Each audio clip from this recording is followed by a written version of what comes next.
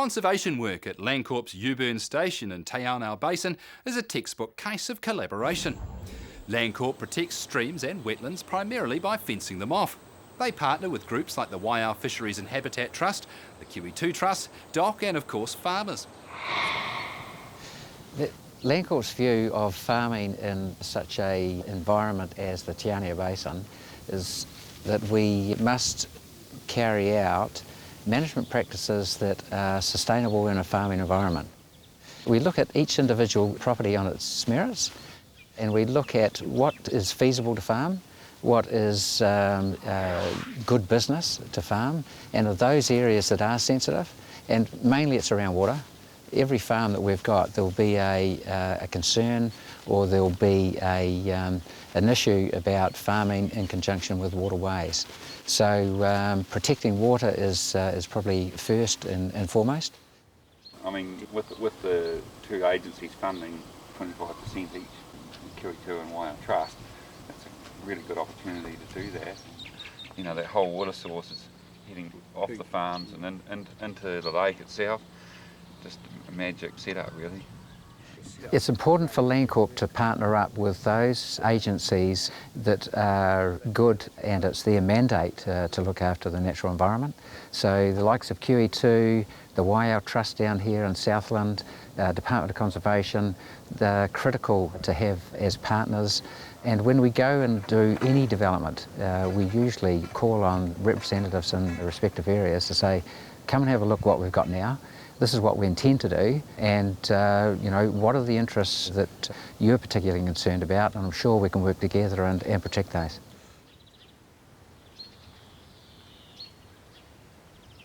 Eweburn has been recognised for its environmental care, and that's through the Balance Awards. In its history, it has actually had a New Zealand Deer Award for its environment protection.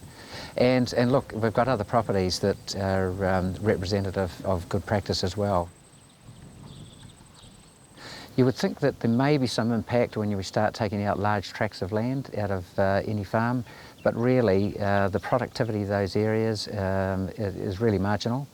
And what it does, when you actually define the boundaries, you take out the swamp areas, you fence off the bush, you've then got a smaller area, but you've got an area that you can then really define and utilise the resources that you would do in any normal farming operation. There's around about 4,000 hectares total area. There's quite a bit of it in Kiwi2s and DOC wetlands. We've actually dropped our stock numbers a wee bit this year with the development of the deer. We're down to about 19,500 rough figures. Probably about 68% deer, and the balance is made up with sheep and beef cattle. Ewe numbers have dropped from 6.5 this year, and we'll go into the winter with around 2,500, and that's due to development.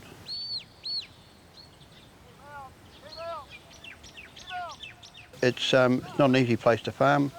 It's all glacial, so it's pretty mediocre on that side of the soil fertility and things like that. But the stock health-wise, it's really good. The sheep are all weaned very early. The lambs are weaned early and sent to our supporting farms to finish. We did kill a few off the mothers. The deer, we transfer about 1,500 to 1,600 at weaning, and the rest are all finished. So we finish about 1,800 deer.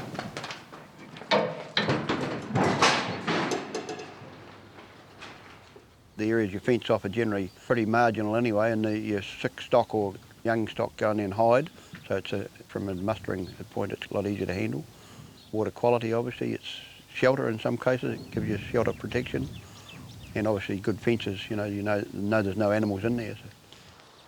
So Mark, this is regenerating in a very short time that we've had this. Absolutely, it's typical of what's happening on Eweburn. And Mark Sutton consults on the farm and works for both the Waiau Fisheries and Wildlife Habitat and Kiwi2 Trusts. Working with Mark Sutton, he's very practical, so he doesn't say you fence through there. You do it from a practical side, which has got to happen, and you can't do it all at one hit. Definitely, you've got to take your time and think about it.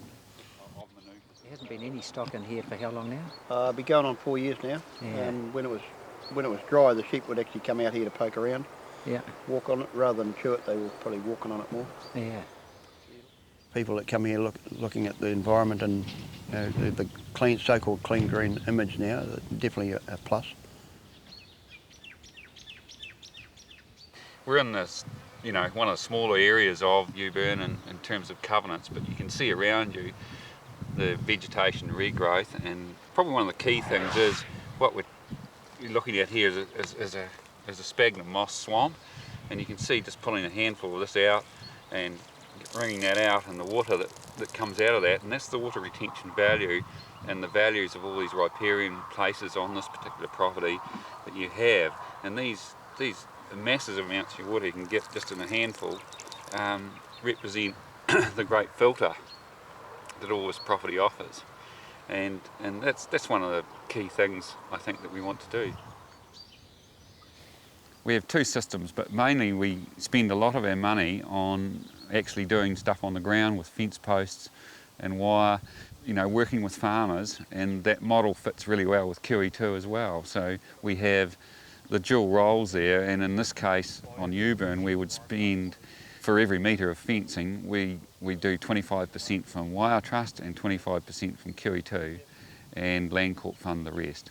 So it's about delivering as many dollars as we can from those funds onto the ground, working with farmers, not only Landcorp, all farmers in this catchment. The agenda we have, and has worked with Ray and his board higher up, but particularly Ray, is identifying the best parts of that, the best areas of nativeness, if you like, and streams, etc., and saying you want to develop these higher bits, the ones that are really high production land, or can be, and we'll protect the other areas so that it provides those really neat buffer zones, good for fisheries and wildlife. And we really don't have to go in and plant things, because like a lot of covenants do, we've all got it here already, so it's a really neat fit. The thing with Wire Trust is that we view QE2 as a perpetual trustee, and that's protection or security for the investment of that money, and that's the important feature that we won't. The Wire Trust will not pay out a dollar that is not protected in some form in some long-term protection initiative. One of the key things we identified, particularly for Wire Trust, and this runs for QE2 as well because they're hand in hand, is the small sub-catchment approach we've taken with the protection of streams particularly, and wetlands, and bush bits if they come into it.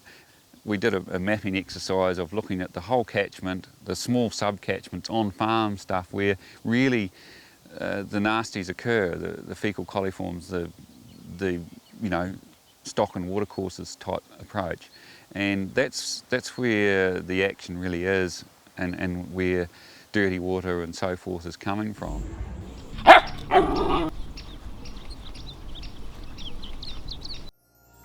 This program was made with funding from New Zealand On Air.